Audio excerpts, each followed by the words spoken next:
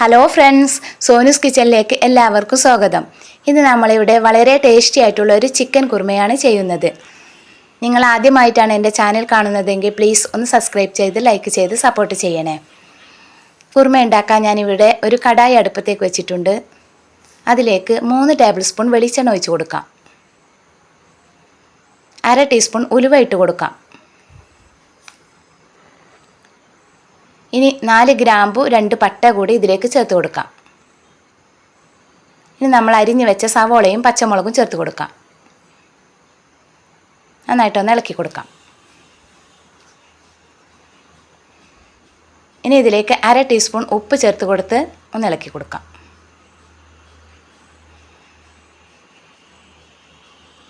ഇനി ഇത് നമുക്ക് സവോള ഒന്ന് വാടി വരുന്നത് വരെ ഒന്ന് മൂടി വെച്ച് കൊടുക്കാം. ആ സമയം കൊണ്ട് നമുക്ക് തേങ്ങാപ്പാൽ റെഡിയാക്കി എടുക്കാം.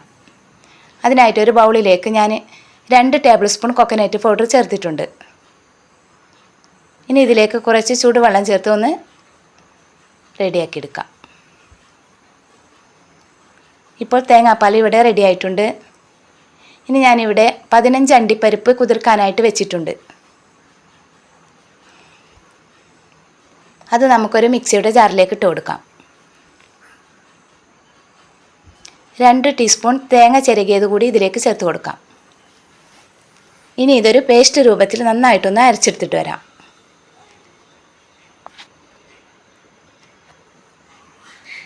ഇപ്പോൾ സവാള ഇവിടെ നല്ലവണ്ണം വാടി വന്നിട്ടുണ്ട്. ഇനി നമുക്കിതിലേക്ക് 1 ടേബിൾ സ്പൂൺ ഇഞ്ചി വെളുത്തുള്ളി പേസ്റ്റ് ചേർത്ത് കൊടുക്കാം.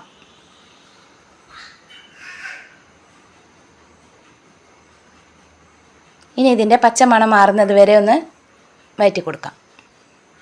ഇനി ഇതിലേക്ക് പൊടികൾ ചേർത്ത് കൊടുക്കാം. 2 ടീസ്പൂൺ മല്ലിപ്പൊടി, 1/2 ടീസ്പൂൺ മഞ്ഞൾപ്പൊടി,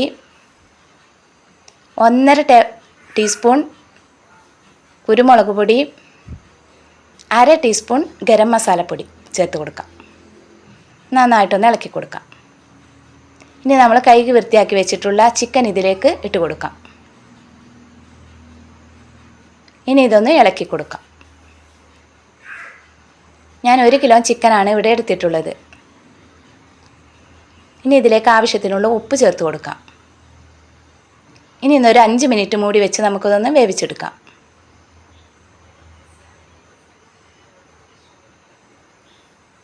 ഇപ്പോൾ 5 മിനിറ്റ് ആയിട്ടുണ്ട്. ഇനി നമുക്കൊന്ന് തുറന്ന് ഒന്ന് ഇളക്കി കൊടുക്കാം. ഇനി ഇതിലേക്ക് നമുക്ക് കുറച്ച് ചൂടുവെള്ളം ഒഴിച്ച് കൊടുക്കാം. നിങ്ങൾക്ക് എത്രത്തോളം ഗ്രേവി ആവശ്യമുണ്ടോ അതിന് അനുസരിച്ച് നിങ്ങൾക്ക് വെള്ളം ചേർക്കാവുന്നതാണ്.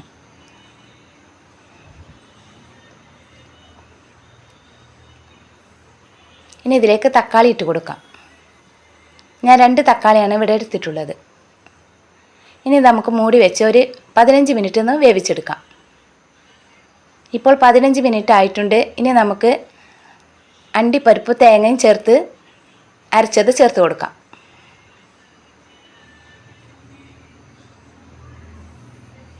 ഒന്ന് ഇളക്കി കൊടുക്കാം.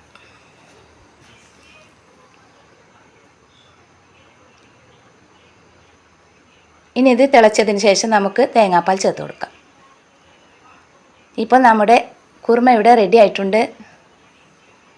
വളരെ ടേസ്റ്റി ആയിട്ടുള്ളൊരു ചിക്കൻ കുറുമയാണിത്.